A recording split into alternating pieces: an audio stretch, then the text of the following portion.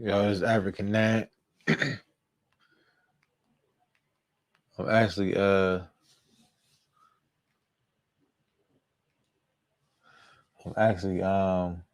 to do a reaction to Shawn Porter's comments to Kenny Porter post fight comments. So I'm gonna do a reaction to that and comments. I'm gonna do a reaction to that. So let me pull it up on the screen.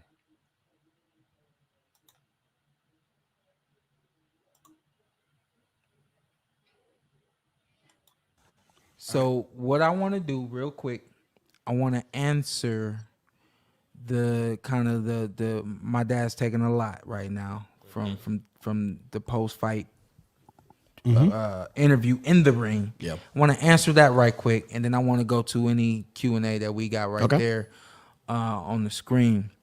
So here's the thing, and I want to make this clear that I'm not defending my dad. I'm not justifying my dad.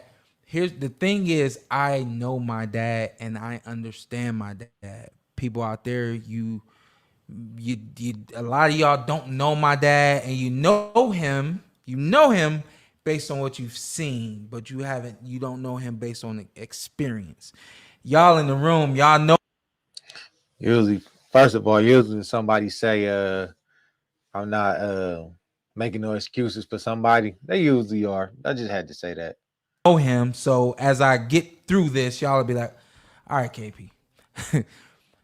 My dad says, I don't want to, I can't verbatim say what he said, but Lack of preparedness. he alluded to me not preparing for Terrance Crawford the way that I should have.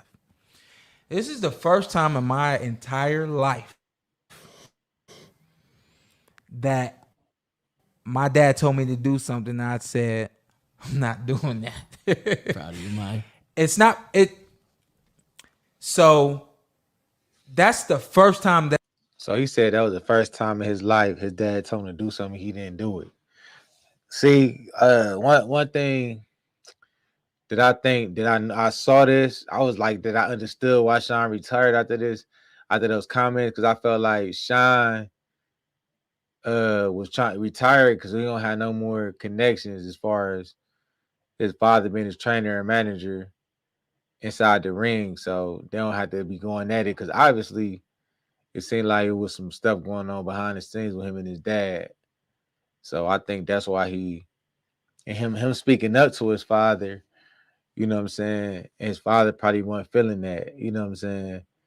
But it come a point in time and that when you get to a certain age that you're gonna start speaking up for yourself. People around you gonna tell you like you need to speak up. You need to speak up, you need to say something, you need to say something. You know what I'm saying? Because it's the right thing to do. You can't just be a yes man to your parents. That's ever happened in the career of us fighting, boxing, father and son, the whole nine, ever, like literally ever. And once it started to happen, my dad was like, this ain't gonna go the way you want it to go. And he said that to me a couple of times during training. And my thought process was like, this is not the right time. We need to have a conversation after it's done. But we never had those conversations. And you'll hear my dad say, I knew that this was gonna happen tonight. I knew I was gonna have to throw in the towel. My dad has never had me say no. And so when that started to happen in camp, because of my personal decisions, I felt like, you know what, I'm going to need everything I got going to the ring. And today you want me to do X, Y, Z. I'm not feeling it. And so camp went. So do you think Kenny Porter said what he said in the post fight, which is what he said was I threw the top. All right, so let me break this down. Let me break this down. So Shawn Porter fought Terrance Crawford for a WBO title, I believe. And in that fight, Terrance Crawford knocked Shawn Porter down. He knocked him down with an uppercut. Knocked him down. Shawn wasn't hurt. He got up, did the little, step to the side, ref cleared. Okay, go ahead, fight. So when he got up, him and Terrance Crawford squared off again. And when they squared off, Terrance threw a little flurry. He missed about three of those punches. I mean, he only landed about three of those punches in that exchange. And the main one he landed was the one that knocked him down. The other ones, Shawn Porter kind of weaved it. But Shawn fell down. He started beating on the mat. Now, mind you, I don't think Shawn was hurt. I think a lot of people feel like Shawn wasn't hurt. Some people say they understand why his father did what he did. Some say they don't. So when Shawn got up, the ref asked him, "Do he want to continue fighting?" He said, "Yeah." By that time, Kenny Porter is on the apron, throwing in the towel, calling the fight off. So he called the fight off, and then in the post fight conference, Kenny Porter said, "I called the fight off not because he was hurt. I called it off. I called it off because he had a bad because of the preparation in camp." So this is what he responded to. And when he said that Kenny Porter, he told him no for the first time. I think that shows that let you know that. And I'm not trying to drag Kenny Porter or nothing like that, but it just let you know that Kenny Porter really he felt some type of way that he told him no for the first time. Like he felt some type of way because he kind of caused him that could have possibly caused him that fight. We don't know because the fight was stopped and then continued. But let's continue to hear what Shawn has to say. The way that it went wasn't a terrible camp, wasn't even a bad camp. In my personal opinion, was a very good camp. Not a great camp, but a very good camp. But in my dad's mind, we left things at the gym. And that's something we've never done before. So we go to the ring, the fight's happening the way that it happens. My dad sees me get hit clean. I don't get hit clean too often. And once I go down, both of us are experiencing something for the first time. Yes, you've seen my hand touch. Yes, you've seen me get dazed before, but you've never seen me actually go down. I go down, and now it's a situation where we both have to maintain our composure. We both have to understand what's going on in the moment, and we both have to make it through this moment together. We get back. I get up, look at my dad, let him know I'm good. I do not remember what my dad said to me. I believe my dad he said, "Get your hands up."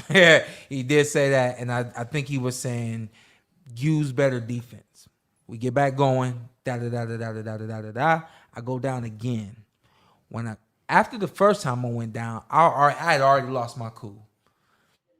It was a little bit of embarrassment. It was a little bit of, damn, why are you getting hit clean like this? What are you doing? And then the second time I go down, I completely lost it. I'm on the canvas, banging my fist on the canvas because, again, embarrassment. Again, I'm not used to that. And I just was like, what are you doing? I was mad at myself. Wasn't mad at my dad. Wasn't mad at Terrance. I was completely mad at myself. And my dad, the second time I went down, I believe my dad was thinking, this is what we train for. I take you through the fire so that when this happens, you don't do what you just did. You don't bang your fist on the canvas. You don't have something, an out of body experience where everybody can see everything that you feel and everything that you think. I take you through the fire for a reason. And even though my dad was taking me through the fire of this camp, my dad knew or felt like I didn't go through the fire the way he wanted me to. Now, here's what people need to understand. This is where all you need to understand. See, he said that his father didn't want him to. He didn't go through the fire like his father wanted him to. But to me, I get that your trainer wants you to do certain stuff, but when you in that ring, like Mike Tyson said, everybody got a plan until they get punched. When you in that ring, yeah, you got everything in your mind and your arsenal, you got your plan. But once you get hit, that plan, like Mike Tyson said, kind of go out the window. Your focus is trying to win this fight and trying not to get hit. You know what I mean? So if they did have a plan, he felt like he didn't go with the plan. That's I don't know. Just listen. It sounded like Kenny Porter was a little selfish. But go ahead, just listen.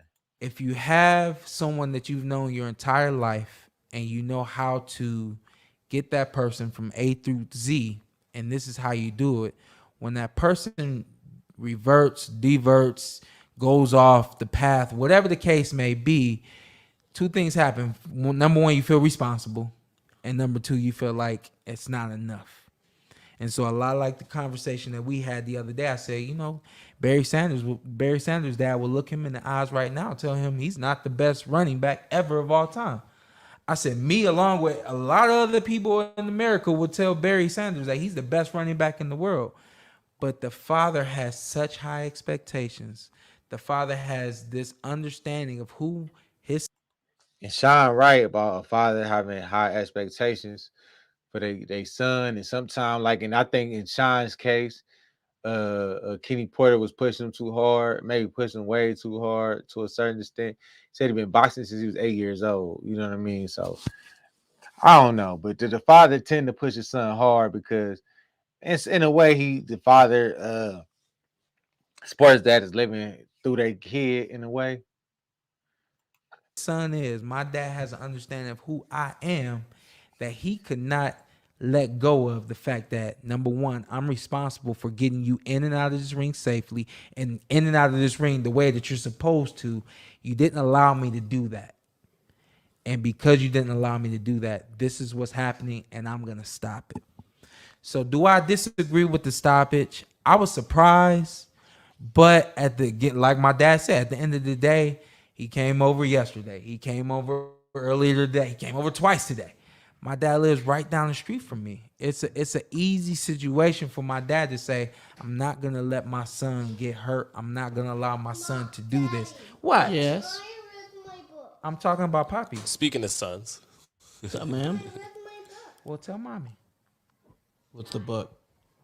Everywhere I go. That's And all I saw. and that's simply the case. My dad's never seen me take those punches that clean, and he's never seen me go down the way that I went down. And he's like, "That's it." Yeah, I agreed with the stoppage. I had no issue with it. Very much disagreed and was feeling some type of way about the comment, but I think should have kept it behind the scenes. Wasn't necessary. Kind of threw you under the bus and kind of himself. And in a again, way, but everybody expects us. Like I've said this before. Everybody expects us to be superheroes, and they always expect us to be flawless. That's a situation that we've never dealt with before. Yeah. And my dad, we're all emotional. Yeah. We my dad and I have not cried, but he comes to my room, the hotel room, after everything's done, and he's telling me, he said, "Man, everybody's saying this, saying that." I looked down, I said, "Dad, thank you." And he's telling me, he said, "Man, everybody's saying this, saying that." I looked down, I said, "Dad, thank you."